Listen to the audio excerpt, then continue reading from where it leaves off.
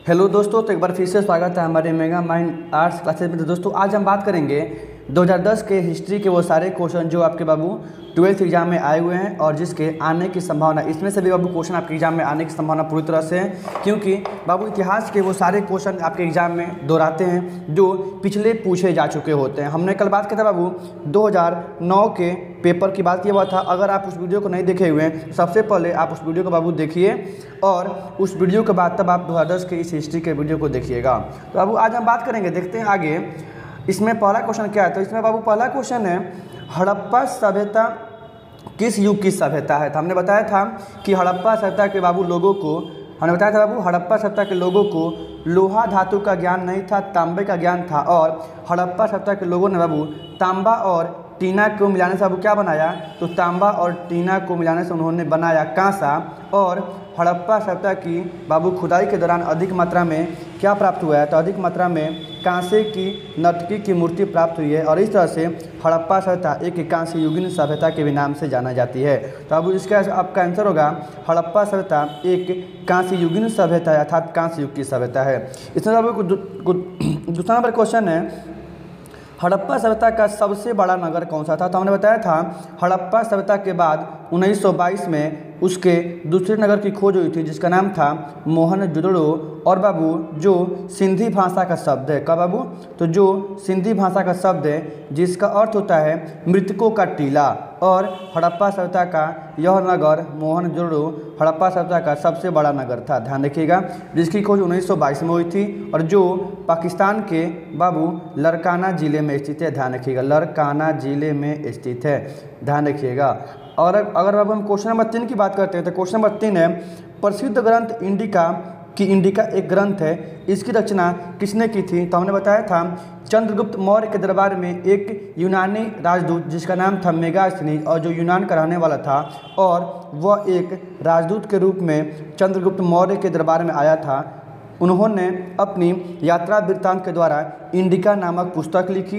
इस तरह से इसका बाबू आंसर होगा इंडिका किसकी रचना है, तो इंडिका मेगास्थनीज की रचना है। यहाँ से क्वेश्चन बाबू ये भी पूछ चुका है कि मेगास्थनीज क्या था, तो मेगास्थनीज क्या बाबू, तो मेगास्थनीज एक राजदूत था और यह चंद्रगुप्त मौर्य के दरबार में आया था। तो ये भी क्वेश्चन बना हुआ है कि मेगास्थनीज किसके दरबार में आया था, तो बाबू मेगास्थनीज चंद्रगुप्त मौर्य के दरबार में आया था जो यूनान का राजदूत था और इसकी पुस्तक इंडिका है, ध्यान रखिएगा। अगर हम बात करते हैं ऑप्शन बी की, तो इसमें ऑप्शन बी का है अलबरूनी। हम पढ़ाए थे अलबरूनी की पुस्तक तहकीक ए हिंद है, क्या बाबू, अलबरूनी की पुस्तक तहकीक ए हिंद है अथवा किताब उल हिंद है। ये क्वेश्चन बना हुआ है जिसकी रचना अरबी भाषा में की गई थी।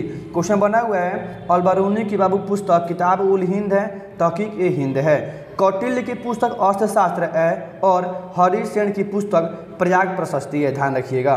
क्वेश्चन ये भी पूछा हुआ है कि अलबरूनी किसके साथ भारत आया था, तो अलबरूनी महमूद गजनी के साथ भारत आया था। वो महमूद गजनवी जो भारत पर कुल 17 बार आक्रमण किया हुआ था, ध्यान रखिएगा।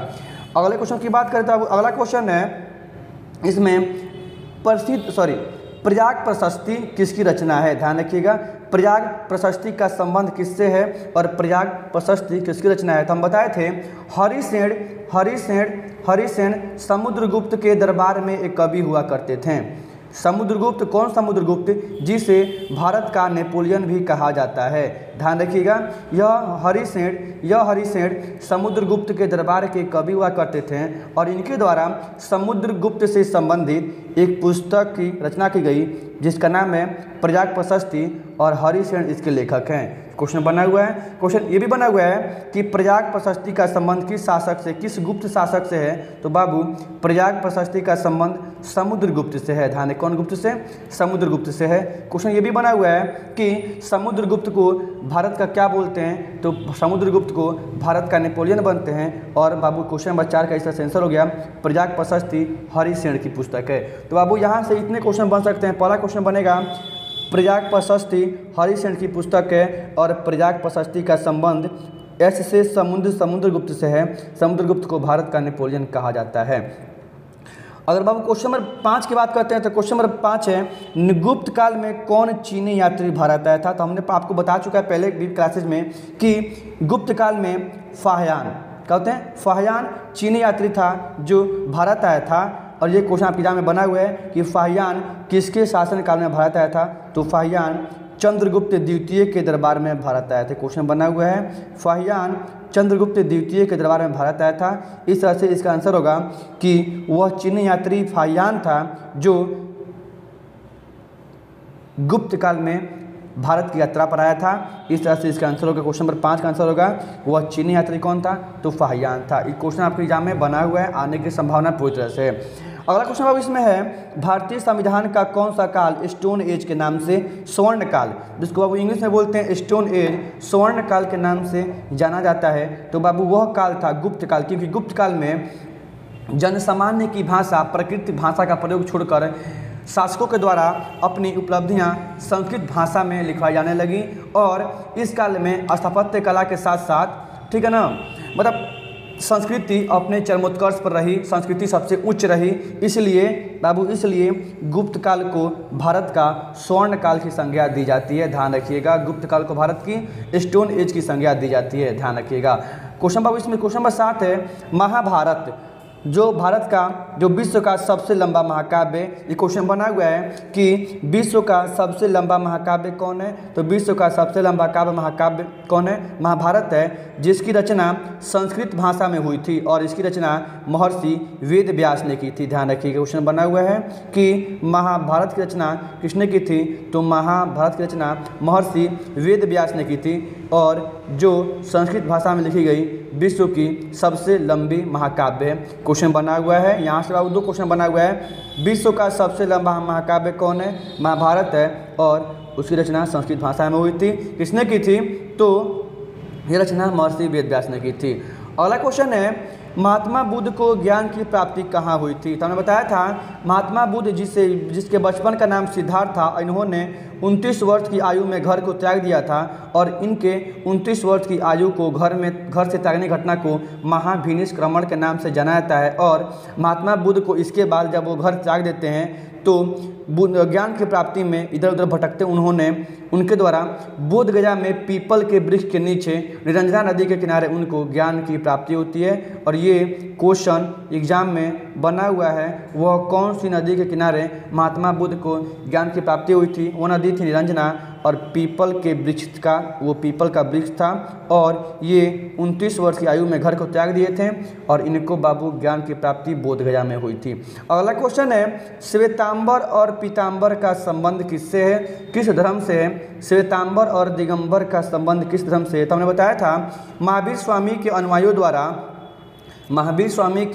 द्वारा उनकी मृत्यु के बाद उनका समूह 2 भागों में बढ़ जाता है। एक होता है श्वेतांबर जो श्वेत वस्त्र धारण करते थे और दूसरा होता है पीतांबर जो नग्न अवस्था में रहते थे। इस तरह से जैन धर्म का संबंध किससे है, तो श्वेतांबर और पीतांबर से है। और जैन धर्म के बाबू 24वें तीर्थंकर पूछता है, तो जैन धर्म के 24वें तीर्थंकर बाबू आपके महावीर स्वामी हैं। और जैन धर्म के प्रथम तीर्थंकर कौन है, तो जैन धर्म के प्रथम तीर्थंकर ऋषभ देव हैं। बाबू कौन है, ऋषभ देव हैं। और जब जैन धर्म के 23वें तीर्थंकर कौन है, तो बाबू जैन धर्म के 23वें तीर्थंकर पार्श्वनाथ हैं। और ये सारे बाबू क्वेश्चन आपके एग्जाम में आने की पूरी तरह संभावना है, क्योंकि इतिहास बदलता नहीं है, ठीक है ना। हिस्ट्री के क्वेश्चन कभी चेंज नहीं होते हैं, वो क्वेश्चन आपके एग्जाम में दोहराए जाते हैं। अगला क्वेश्चन है अशोक किस वंश का शासक था, तो हमने बताया था अशोक मौर्य वंश का शासक था। और यहाँ से क्या क्या क्वेश्चन बना हुआ है, तो क्वेश्चन बना हुआ है अशोक के द्वारा बौद्ध धर्म का प्रचार प्रसार करने हेतु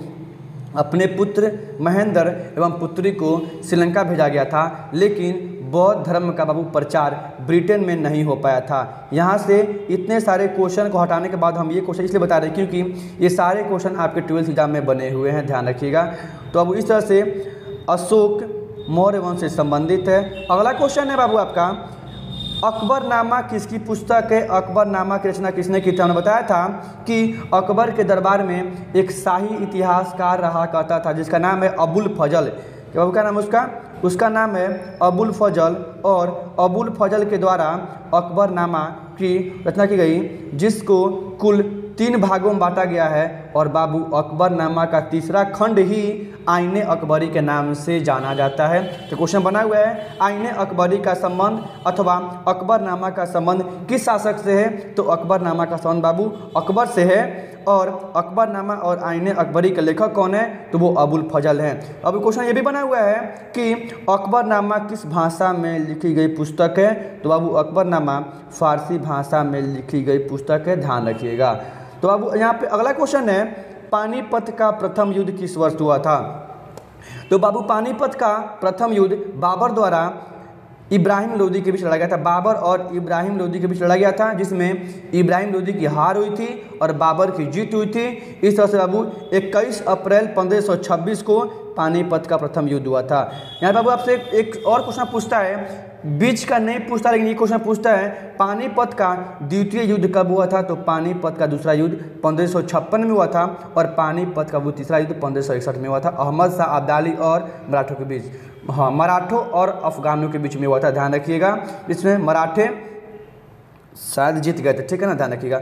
अब इस तरह से आपका क्वेश्चन बना हुआ है, पानीपत का प्रथम युद्ध 1526 में हुआ था बाबर और इब्राहिम लोदी के बीच, और पानीपत का दूसरा युद्ध 1556 में हुआ था। अब पानीपत का तीसरा युद्ध 1761 में हुआ था।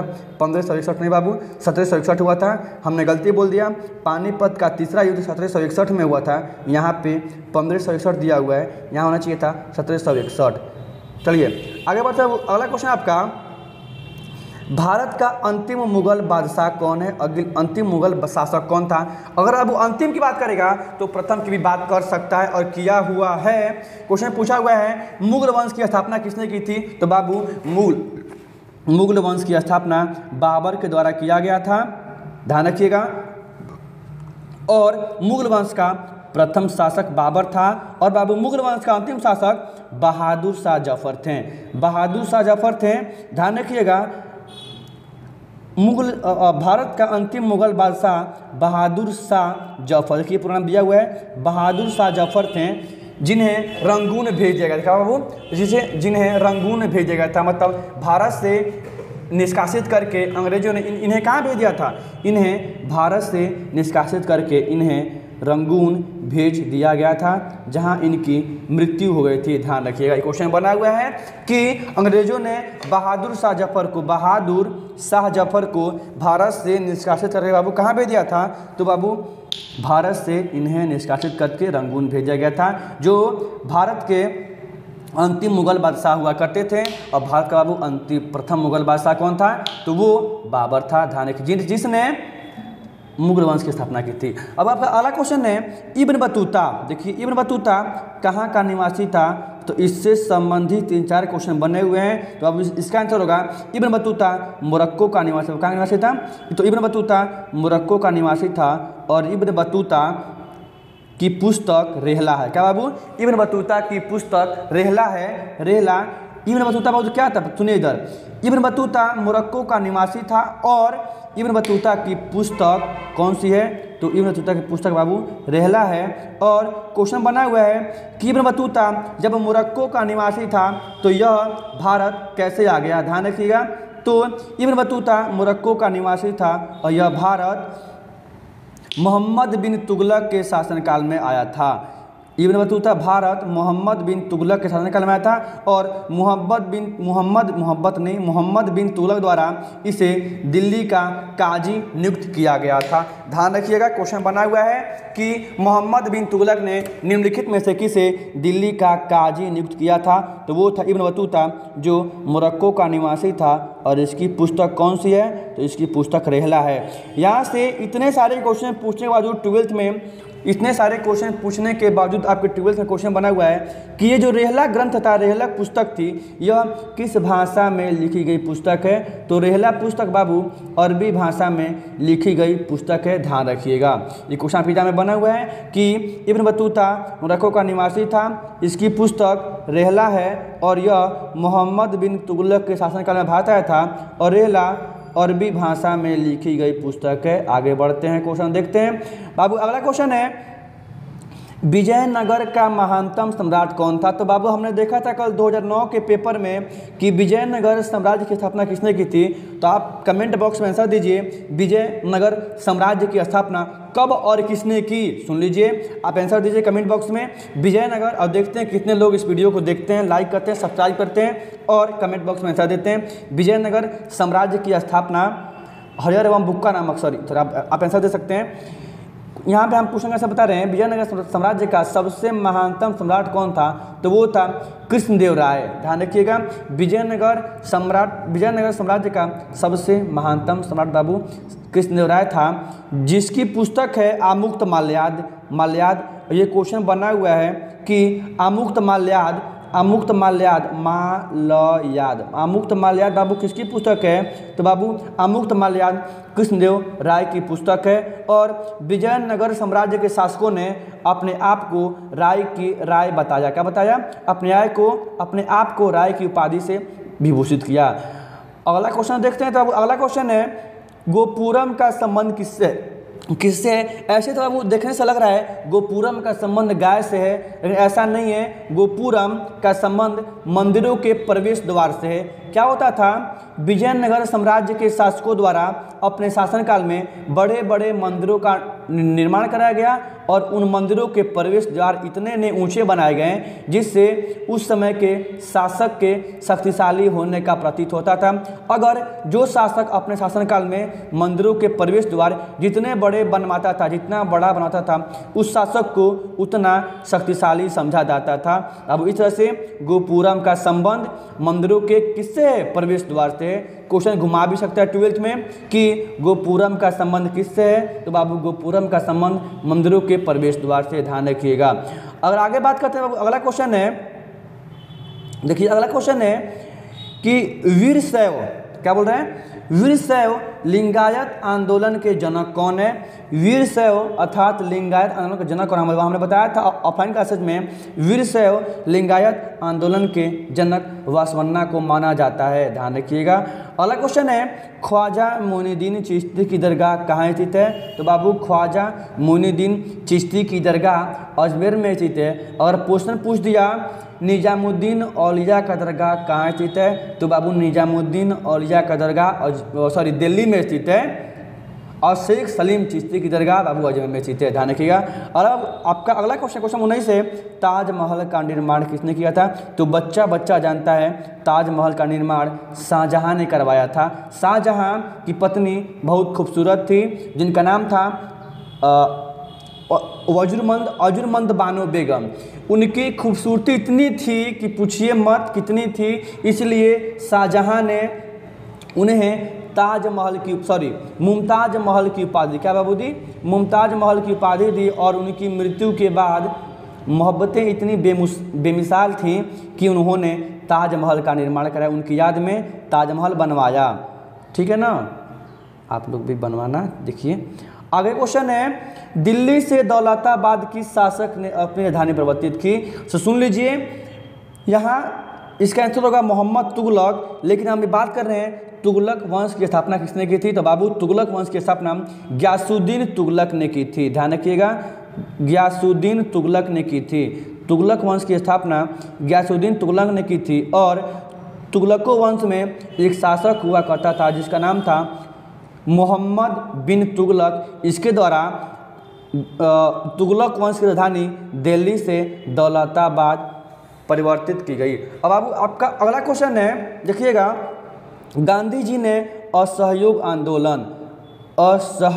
आंदोलन की शुरुआत किस वर्ष की थी, तो पहला क्वेश्चन आपसे ये बना हुआ है, असहयोग आंदोलन की शुरुआत किसने की थी, तो महात्मा गांधी ने की थी। कब की थी, 1922 में की थी। ध्यान रखिएगा, असहयोग आंदोलन की शुरुआत 1922 में हुई थी। 1930 में दांडी यात्रा की शुरुआत हुई थी। बाबू दांडी कहाँ है, आप इसका आंसर कमेंट बॉक्स में दीजिए कि दांडी किस राज्य में स्थित है। ध्यान दीजिएगा, क्वेश्चन का आंसर दीजिए, दांडी किस राज्य में स्थित है।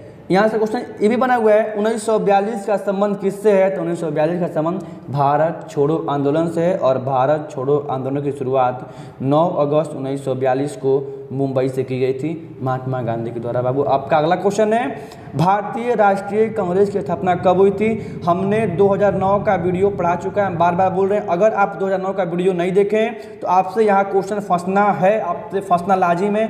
आप 2009 का प्रीवियस ईयर पेपर देखिए, यहाँ आपसे क्वेश्चन ऑटोमेटिक सॉल्व हो जाएंगे। इस तरह से इसका आंसर होगा भारतीय राष्ट्रीय कांग्रेस की स्थापना 1885 में हुई थी। नाम था A.O. ह्यूम। A.O. ह्यूम के द्वारा भारतीय राष्ट्रीय कांग्रेस की स्थापना की गई थी। आपसे मेरा क्वेश्चन है, भारतीय राष्ट्रीय कांग्रेस की प्रथम महिला अध्यक्ष कौन थी? आप इसका आंसर कमेंट बॉक्स में दीजिए।